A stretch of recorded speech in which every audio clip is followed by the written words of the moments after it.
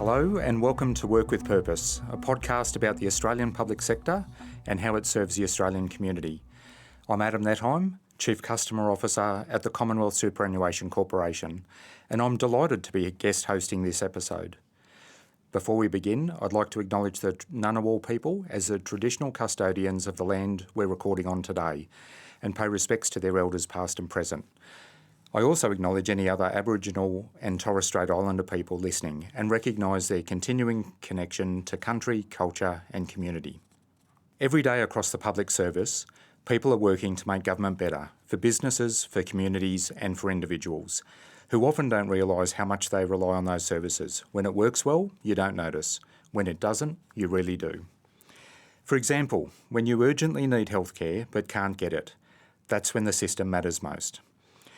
You're about to meet two people from an award-winning team who set out to make sure Australians can get timely, high-quality care close to home, without the long waits in hospital emergency departments.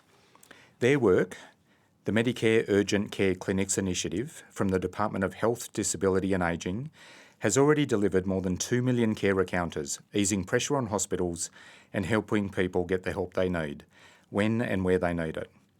It's an initiative that also received the inaugural CSC's People Choice Award at the IPAA ACT Spirit of Service Awards, a recognition chosen by peers across the public sector for programs that demonstrate collaboration, innovation and genuine community impact. To talk about how it all came together, I'm joined by Sarah Sinclair, Assistant Secretary for the Urgent Care Branch, and Sarah El-Sabbagh, Director of Urgent Care Clinics, both from the Department of Health, Disability and Ageing. Welcome to the two Sarahs. Let's start with the problem this program set out to solve. What was happening in the community that showed there was a real need for urgent care clinics? Well, Adam, across Australia, communities were facing significant pressure on emergency departments for semi-urgent and non-urgent health issues. This has been a wicked problem that's been a focus of different levels of government over many years. Families and children often found themselves waiting for hours in hospital EDs, even when their situation wasn't life-threatening. There was a clear gap for affordable and accessible urgent care that could meet these needs closer to home without the stress and delay of a hospital visit.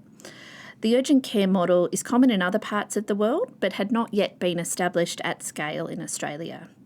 For those who might not know, a Medicare Urgent Care Clinic, or Medicare UCC, are GP-led clinics, except in the ACT where we have a nurse-led model, and they're staffed and equipped to provide treatment for urgent but non-life-threatening conditions. They're open extended hours, offer walk-in services without the need for appointments, and provide care with no out-of-pocket costs for patients. In 2022, the now government committed to establish 50 Medicare urgent care clinics around Australia to take pressure off hospitals and to give Australian families more options to see a healthcare professional when they have an urgent need for healthcare. Just a few short years later, there's over 90 clinics operating. By the end of 2025-26 financial year, we'll have 137 clinics open across the country, which is really exciting. Amazing work, and absolutely amazing. The Medicare Urgent Care Clinic network has grown from an election commitment to a national network. What's been the driving force behind that rapid success? Success has really been about the commitment and goodwill at every level. It's the dedication of our team members who bring a great attitude and a shared commitment to delivering good policy. It's about stakeholders being brought in for policy design and implementation and sharing a common vision aiming to make urgent care more accessible across Australia. What also helps is that the success of the program benefits all Australian people, hospitals, local health services, as well as the broader workforce. Collaboration and genuine partnership was key. We listened to feedback, adapted quickly, and worked together to overcome the challenges and implement lessons learned. Our stakeholders felt comfortable to call out risks and share feedback. This is core to our partnership and knowing that this program needs more than just the department officials to succeed. We've been really lucky to work with colleagues in state and territory governments, primary health networks, peak bodies, providers and clinic staff. And it's these relationships that are the driving force behind the success of the program to date. Terrific. In the time so far, there's been more than 2 million carer encounters. What does that impact look like on the ground for patients, clinicians and communities? With over 2 million presentations since the first clinics opened in June 2023, we know that we are making a real difference to patients and communities across Australia. For patients, it's about knowing that they can get the care they need when and where they need it without waiting in an emergency department for hours. Clinicians often say that they enjoy the variety and challenge of urgent care work. And it's rewarding to be part of a program that's so innovative that improves healthcare for all Australians. And communities benefit from reducing the pressure on hospitals and knowing that there's better access to timely care. It's tangible, with over 2 million care presentations in such a short time and many stories of people getting the help they need. It is also about implementing policy that is tailored to the needs of local communities. While we do have national guidance for the program, we work very closely with local stakeholders, such as Primary Health Network and state and territory governments, to ensure services are established in a way that is fit for purpose for the local communities that they serve. It must be, for all the people involved, whether you're a patient or a clinician, it must be such an amazing change for them. Is there any single story that stands out as you've gone through this process? Have you heard about individuals, the care that they've received or the way that they've received it that really has impressed you upon the reason that underpinned all of this change? Absolutely. We hear many stories from parents with sick children after hours to people getting a cut where they would have ended up in an emergency department, but instead they've accessed care at a Medicare Urgent Care Clinic. But I don't think there's a single presentation or story that really captures our program. Rather, it is the now over 2 million presentations that hit home every time for our team. This is 2 million instances where, because of the program our team has helped to deliver, where people have received timely, urgent care. This care has been fully bulk billed and families haven't had to wait hours in an emergency department. It's true public service. We're delivering new policy, we're monitoring the program, we're working with stakeholders, we're evaluating how things are going, and we're listening and learning as we go. While this program is still growing and developing, it's very quickly becoming an embedded feature of the health system. It's a service that people are starting to recognise, that they refer their friends and family to, and that people see as a place for quality urgent care. And that's a pretty great thing to be a part of. Yeah, very impressive. So something of this scale doesn't build easily. What were some of the biggest challenges and how did you overcome them as you went from what was originally just a great idea into something that has serviced more than 2 million Aussies? Well, building a program of this scale and so quickly was never going to be an easy task. We juggle a lot of competing priorities as well as high expectations for us to deliver the program. But our team members always try and bring their best selves and the right attitude to work. It's this attitude and commitment that makes a program of this scale truly successful. When this program was first getting off the ground, we were designing, delivering, monitoring, evaluating and improving the program all at once. It took commitment, resilience and a willingness to learn from our stakeholders and each other. We always try and be really agile in our approach and transparent with the information that we have and share with stakeholders. We draw on expertise across our team to bring in policy, data, assurance, operational and clinical expertise to deliver the best possible program. Our collaboration, relationships and the buy-in we have from our stakeholders have helped us to expedite usual milestone timeframes or usual milestones to ensure we deliver on the government's commitments. We focus in our team on cross-skilling and building skills and experience of our staff and regularly reflect on lessons learned to implement improvements for the program. It really is so important to take time to stocktake, reflect and think about what's working, what might need to change and what we should do differently. In this program and in our team, we don't set and forget and we continue to evolve the program.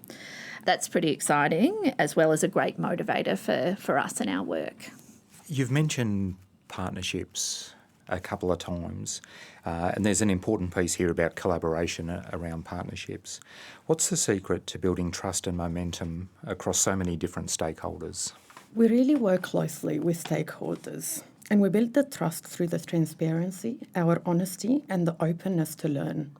We invite different views and we openly share the information that we have. And we genuinely seek input from our staff and stakeholders. Each stakeholder has an important role in making this program so successful. This includes the department, state and territory governments, primary health networks, the providers for our clinics, peak body organisations, and the staff working in each and every one of those clinics. And we build this trust by having a true culture of collaboration and partnership. Clearly there's been a lot of work here. So how do you keep the team motivated? How do you keep a sense of connection? How do you keep the fun alive, especially when you're doing something that is so complex and so demanding? We recognise each other's achievements and contributions. Our team members support each other and work closely to solve the challenges. Our people take their role as stewards seriously, and they actively seek out opportunities to connect with each other. We've built strong connections in a very short time, and it's this spirit that drives us to go above and beyond for our patients and communities. We also make time to engage as a team the old-fashioned way with some hybrid working tweaks. We regularly have baking competitions, virtual trivia, and coffee roulette to stay connected. Interesting. Especially with the virtual working aspects, where we all understand that there's some great opportunities and great challenges in the virtual work that we all have teams doing. Keeping them connected, obviously quite critical. The award celebrates the spirit of service. How did you see that spirit play out in the days and weeks of work that your team committed to throughout this period? Well, Adam, service to the Australian people is at the heart of everything that we do. It's core to our APS values. It's visible in our collaboration across the department, the trusting relationships with our stakeholders, and the genuine commitment each one of our team members have to continue making a difference. This means working collaboratively, adapting to challenges, demonstrating resilience when things get hard, and striving for excellence in every single decision and action that we make. By focusing on outcomes that make a real difference, I believe our team demonstrates the spirit of service in everything that we do, and we make sure that we have a good laugh and a bit of fun along the way. Terrific. If I can throw in one more question. A couple of years into this, would you change anything in the way that you went about setting the program up, working with your different peers across the APS and across other agencies? What would the lessons learnt be? We've evolved the program as we've gone. We haven't had a set and forget approach, and we've been really clear to look at what are the things that are working, what are the things that are not. We've heard from providers where some things aren't necessarily working on the ground, and we've been able to work quickly to translate that into either a small policy adjustment or to send out communications where things are working really well.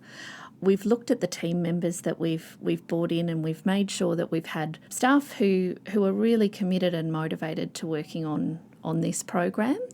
We foster a culture of a real learning approach. A program like this, where you're doing everything from policy design to operationalising big clinics to evaluating to dealing with data to running assurance activities, it's a great learning environment. And that's the culture we try and bring in the program. We're a couple of years in and we've done a lot, but we've still got a lot to do, and making sure we're focusing on our team and building capability as we go is certainly one of the key learnings and opportunities for me with this program. Terrific. I think what you're saying is public service can be agile, can be nimble, can see that changes are required. Maybe not how a lot of people think the public service is, where it would be set and forget. So, nimble, fast to adjust, quick to recognise opportunities and quick to operationalise those opportunities. Well done. Thanks, Adam. So this is CSC, Commonwealth Super's first time sponsoring an award at the IPAA Spirit of Service Awards. So a first for us, but what was the experience like for your team in applying, nominating, in the kind of activities that you underwent through the awards program? It was also a first for us. So none of our team members were part of a previous nomination and award. It was a great process to go through. Our team members attended a pitch training that prepared us all for preparing the video.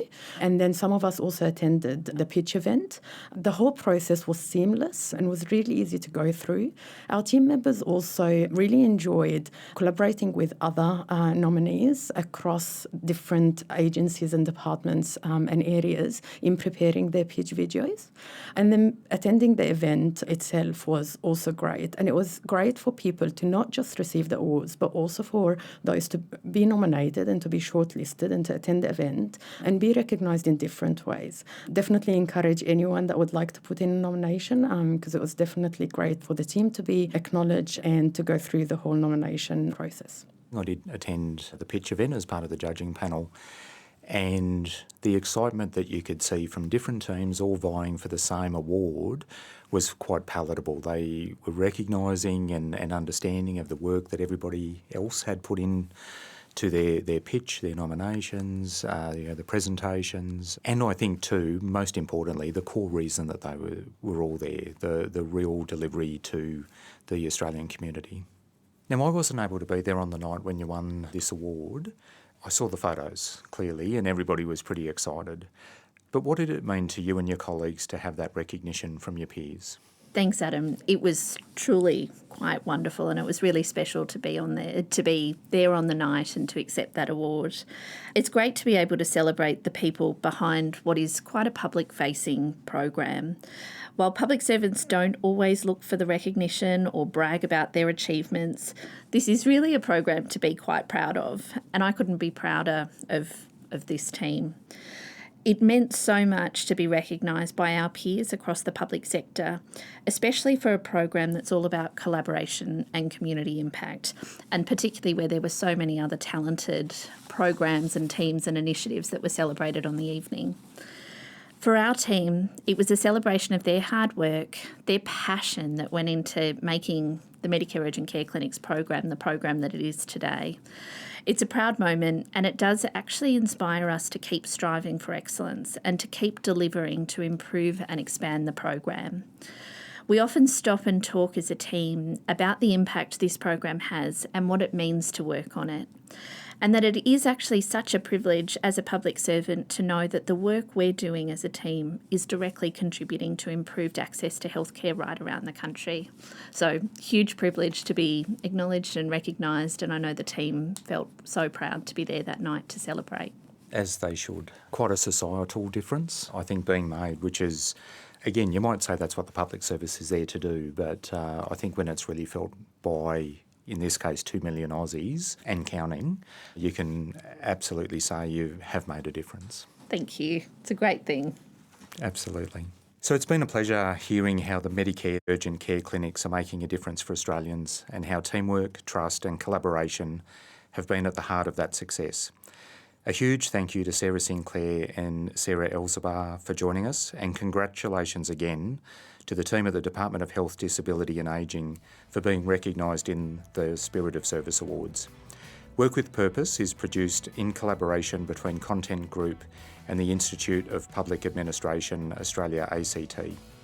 You can find past episodes on Spotify, Apple Podcasts or wherever you get your podcasts. To keep up with all the latest IPAA ACT news and events, sign up to our newsletter at act.ipaa.org.au and follow us on your socials. I'm Adam Nettheim, and thanks for listening. See you next time.